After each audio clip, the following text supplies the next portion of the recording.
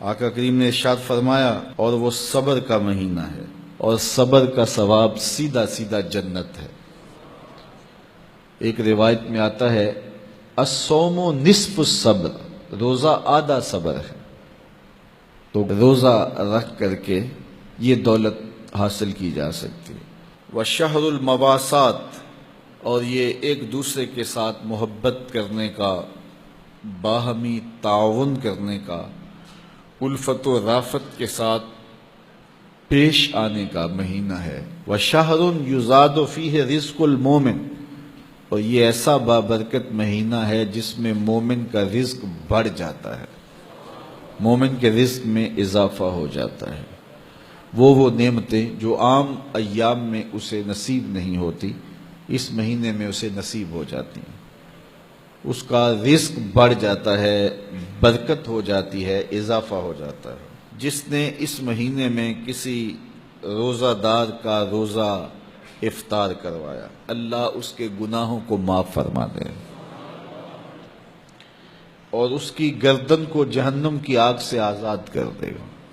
یہ برکت ہے اس مہینے میں کسی کو روزہ افطار کروانے کی۔ کہتے ہیں ہم نے حضور کی بارگاہ میں عرض کی، حضرت سلمان فارسی کہتے ہیں حضور ہم میں سے سارے لوگ تو یہ استطاعت نہیں رکھتے کہ وہ کسی کو روزہ افطار کروائیں، یہ تو پھر امراء ہی بازی لے جائیں گے کہ وہ روزہ افطار کروائیں گے، تو ہم لوگ تو جو اس قابل نہیں ہیں، غرباء ہیں، وہ تو پھر کسی کو روزہ افطار کر کے یہ والا ثواب نہیں کما سکیں گے۔ تو جب حضرت سلمان فارسی نے یہ کہا تو رحمت عالم نے کیا جواب دیا، سنیے۔ فرمایا کہ اللہ تعالیٰ یہ ثواب اسے بھی عطا کرے گا جو دودھ کے ایک گھونٹ سے، ایک چوہارے یا کھجور سے، یا پانی کے ایک گلاس سے کسی کو افطار کروائے، اللہ اسے بھی یہ ثواب عطا فرمائے۔ اس نے نلکے سے، کنویں سے، چشمے سے پانی بھر کے دے دیا کہ لو روزہ کھول لو، جاتے جاتے ہاتھ میں کھجور دے دی کہ سائیں میری کھجور سے روزہ کھول لینا۔ اس نے بکری دو رہا تھا تو اس نے ایک گھونٹ دودھ کا اسے پلا دیا۔ تو جس نے روزہ اس طرح بھی افطار کروایا، کسی غریب نے ایسے بھی کسی کا روزہ افطار کروا دیا، میرے حضور فرماتے ہیں اللہ اس کو بھی پورا پورا ثواب عطا فرمائے۔ تو یہ تو اس کی کرم نوازی ہے، اس کی رحمتوں کا باڑا بٹ رہا ہے۔ ہاں اگر کسی نے کسی کو سیراب ہو کر کے روزہ افطار کروایا، سیراب کر کے اچھا دسترخوان لگایا، انواع و اقسام کی چیزیں رکھیں، وہ رج گیا تو ثواب تو اسے بھی مل گیا جس نے پانی کا گھونٹ پلایا، جس نے دودھ کا گھونٹ دے دیا، جس نے چوہارا دے دیا، کھجور دے دی۔ لیکن جس نے اس کو رجایا، اس کو خوب سیراب کیا، تو میرے مصطفیٰ کریم فرماتے ہیں اللہ اس کو جام کوثر عطا کرے گا۔ 50,000 سال کے دن میں اس کوثر کے جام پینے کے بعد اس کو پیاس نہیں لگے گی، حتیٰ کہ جنت میں چلا جائے گا۔ اللہ کی رضا کے لیے ماہ سیام میں لوگوں کے روزے افطار کروائیں۔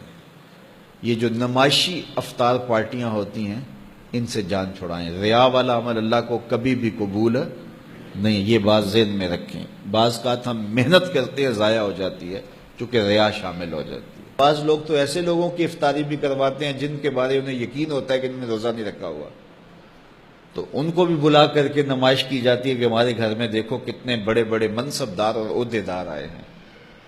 اللہ کے ساتھ دھوکہ نہ کرو، اللہ کے ساتھ کوئی دھوکہ کر نہیں سکتا، وہ اپنے ساتھ دھوکہ ہے۔